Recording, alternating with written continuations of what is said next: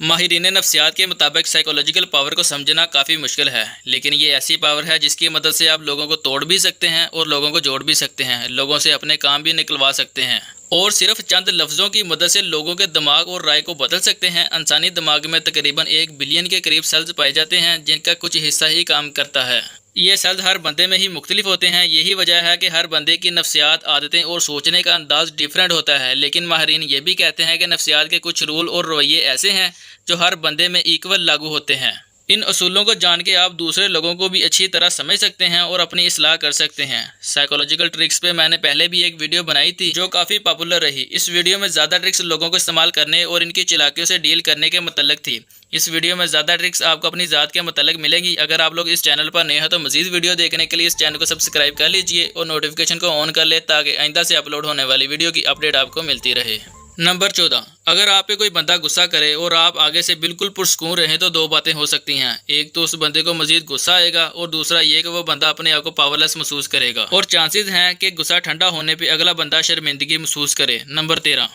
اگر آپ نے کسی میٹنگ میں جانا ہو اور آپ کو شک ہو کہ کوئی بندہ آپ کے خلاف بولے گا یا آپ کی شکایت کرے گا تو کوشش کرے کہ اس بندے کے بالکل سامنے بیٹھیے، کیونکہ اکثر لوگ اپنی باتوں یا پوائنٹس کو منوانے یا سنوانے کے لیے اپنے سامنے یا ارد گرد بیٹھے ہوئے لوگوں کی طرف دیکھنے کی کوشش کرتے ہیں اور انہیں اپنے ساتھ ملانے کے لیے ان کی طرف دیکھتے ہیں، لیکن اگر آپ اس بندے کے بالکل سامنے بیٹھیں تو وہ اس طرح کی سپورٹ سے محروم رہے گا اور اس کے ارد گرد موجودہ لوگ آپ کے بالکل قریب ہونے کی وجہ سے اس کی ہاں میں ہاں ملانے سے گریز کریں گے۔ نمبر 12، اگر آپ کسی بندے سے کوئی سوال پوچھیں اور اگلا بندہ آپ کے سوال کا جواب بالکل مختصر دے یا آپ کو ٹالنے کی کوشش کرے تو اس صورت میں آپ کو چاہیے کہ بندے کا جواب ختم ہونے کے بعد بھی اس کی طرف دیکھتے رہیے اور اس طرح ظاہر کروائیں کہ اس کے جواب سے ابھی آپ کی تسلی نہیں ہوئی۔ اس طرح چانسز ہیں کہ اگلا بندہ مزید کلام کرنے یا پھر اپنے آپ کو ثابت کرنے کی کوشش کرے گا جس سے آپ کو مزید معلومات مل جائے گی۔ نمبر 11، اگر آپ نے کسی جاب کے لیے انٹرویو دینے جانا ہے اور آپ نروس محسوس کر رہے ہیں تو تصور کریں کہ انٹرویو لینے والا شخص آپ کا کوئی پرانا دوست ہے جس سے آپ پہلے بھی مل چکے ہیں۔ ایسا سوچنے کے بعد یقیناً پہلے سے زیادہ ریلیکس فیل کریں گے اور اس کے پیچھے ماہرین جو سائیکولوجیکل ریزن پیش کرتے ہیں وہ یہ ہے کہ دماغ میں کچھ ایسے نیورونز پائے جاتے ہیں جو ہماری مثبت سوچوں کا اثر ہمارے مزاج پہ بھی ڈالتے ہیں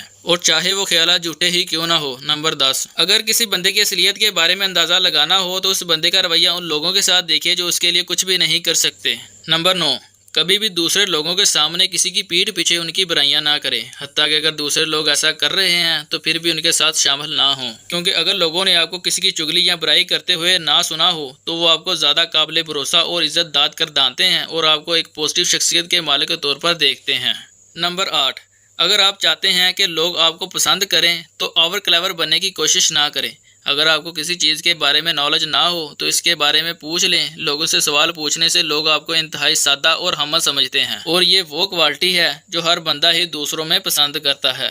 نمبر 7، اگر آپ چاہتے ہیں کہ لوگ آپ کو یاد رکھیں یا آپ لوگوں میں نمایاں رہیں، جیسے اگر کوئی انٹرویو دینے جاتے ہیں تو وہاں یا تو سب سے پہلے انٹرویو دینے جائیں یا سب سے آخر پہ، عموماً سب سے پہلے یا آخر والے لوگوں کو ہی یاد رکھا جاتا ہے۔ نمبر 6، اگر آپ کسی بچے کو کوئی شرارت کرتے ہوئے پکڑ لیں یا کوئی غلط کام کرتے ہوئے پکڑ لیں تو بچے کو اس بات کا علم نہ ہو تو کمرے میں دوسری طرف دیکھتے ہوئے بچے کو اس انداز سے مخاطب کرے کہ جیسے آپ نے اس کی چوری پکڑ لی ہے اور آپ سب کچھ جانتے ہیں۔ اس طرح بچے پہ رو پڑے گا، اگلی دفعہ کوئی شرارت کرتے ہوئے وہ احتیاط کرے گا۔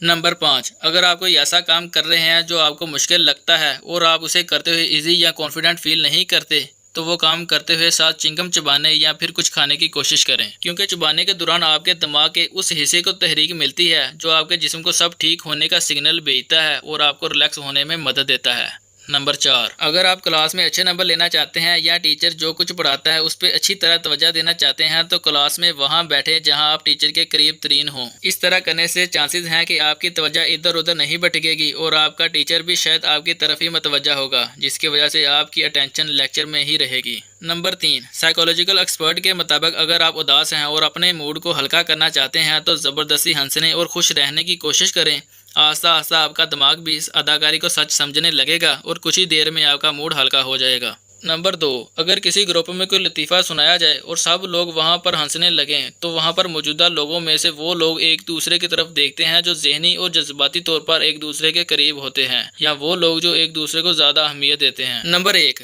کوئی بھی بندہ اپنے آپ کو بد اخلاقی کا مظاہرہ کرتے ہوئے دیکھنا پسند نہیں کرتا، اس لیے ماہرین کہتے ہیں کہ اگر کوئی دکاندار کاؤنٹر کے بالکل پیچھے آئینہ رکھ دے تو وہ گاہک جو بد اخلاقی کا مظاہرہ کرتے ہیں یقیناً خوش اخلاقی کا مظاہرہ کرنے کی کوشش کریں گے۔ امید ہے کہ آپ کو ویڈیو اچھی لگی ہوگی۔ اگر آپ لوگ اس ویڈیو کا پہلا حصہ دیکھنا چاہتے ہیں تو سامنے دیے گئے لنک پر کلک کر لیجئے۔ خدا حافظ۔